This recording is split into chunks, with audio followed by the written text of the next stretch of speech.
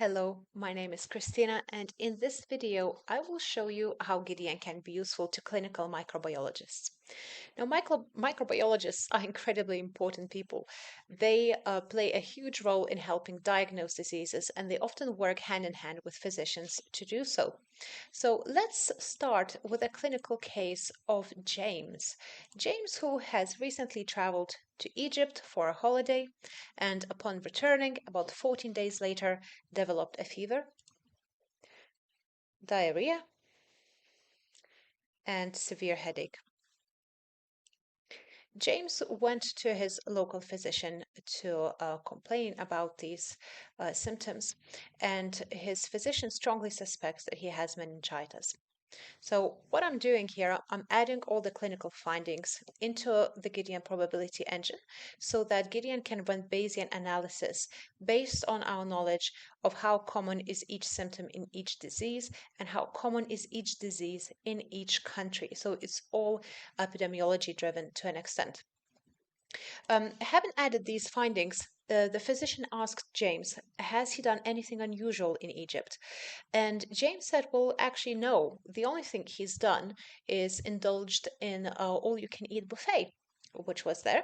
And that consisted mainly of dairy products, vegetables, and eggs. So with those findings, a physician has narrowed down the differential diagnosis to two potential culprits, listeriosis or salmonellosis. What's the next step? Of course, the physician is going to turn to his trusty clinical microbiologist to help identify the pathogen responsible. We have the tools to do that in the lab module.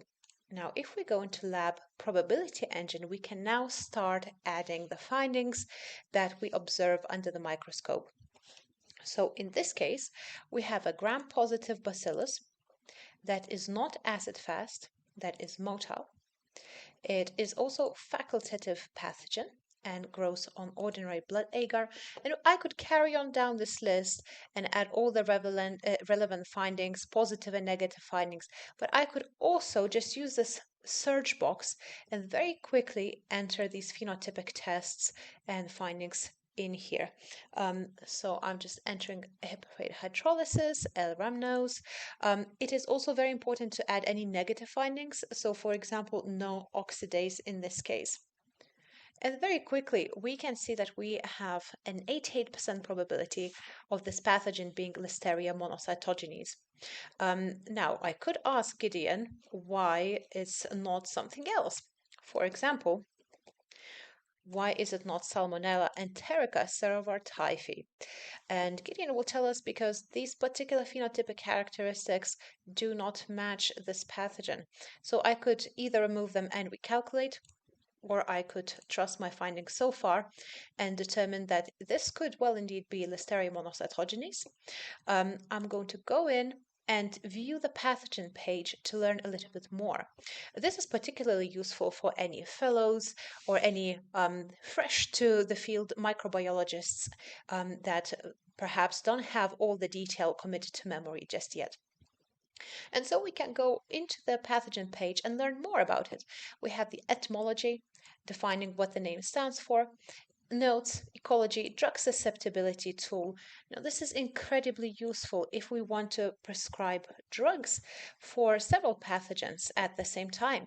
So, for instance, I could enter Listeria monocytogenes and Salmonella typhi in here, and 46 antibiotics will be effective against them both. Okay, related terms. We know that pathogens do change names quite frequently. So if you need to find a pathogen by a name that it has been known by earlier on, you can do this through search, through any search tool. We will support all of these synonyms or related terms. There are image galleries for pretty much every pathogen in GIDEON.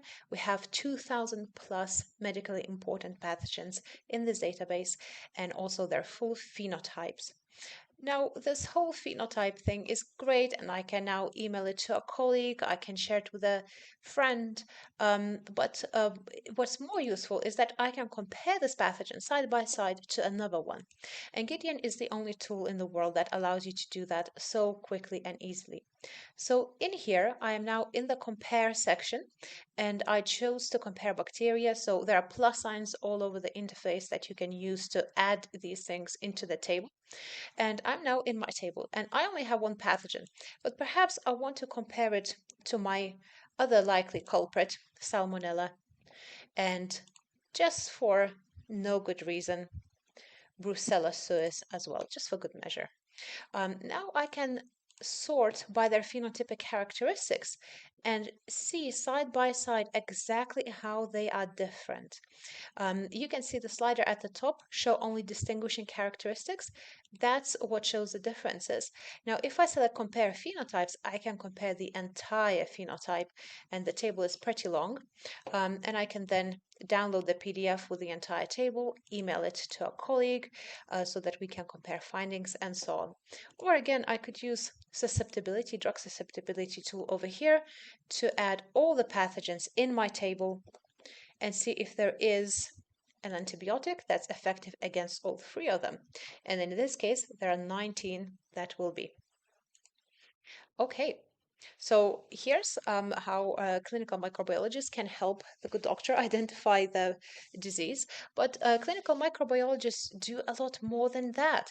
They also take active part in public health surveillance. So for instance, maybe I want to learn more about brucellosis.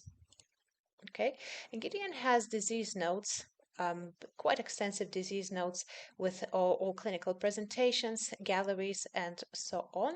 Everything nicely referenced in case you're doing a research piece. A worldwide overview of the disease, also 25,000 different country notes. So for instance, maybe I want to learn more about brucellosis in Egypt, and so I can go into this note, which is one of the 25,000 country notes, and see the graphs, prevalence surveys, seroprevalence surveys, filter them. Maybe I just want to see the most recent one. And notice that we track animals as well as humans because GIDEON supports the One Health approach. Okay, what else could we do? Well, there's no use collecting so much data if we can't do some data analytics. Let's visualize it. Let's have a look at all the outbreaks for brucellosis on a map. And for brucellosis in particular, our map goes back to 1938. Perhaps that's a little bit irrelevant. I'm just going to narrow it down to the past few years. And right away, I can see what the hotspots for this disease are. So here we see annual disease rates per 100,000 population, and the whole map is color-coded like so. I can now zoom in and see exactly where those outbreaks have occurred. In Tunisia, for instance. Maybe I want to click on a particular country and view the country note for that disease. Brucellosis in Turkey, there will be some very nice graphs there for us to play with. Or indeed, I could select a different disease of interest, such as cholera, and view the outbreaks for that one. And GIDEON has a lot of other visualization tools like epidemiological graphs, where you can put together nice bespoke charts, global outbreaks map, vaccine coverage maps, and so on. Finally, it is very easy to see exactly what GIDEON has in its database, especially in regards to microbes. We can just go in here and select the category that we're interested in. In here, you can see over 2,000 medically important pathogens listed out. Say if I want to go into bacteria, I'm just going to click this. And now I can see the entire list of what the database covers. So hopefully you find this useful. If you would like a more comprehensive overview of what GIDEON has and how it can help, please reach out to our team and book a demo. Thank you for watching. Bye.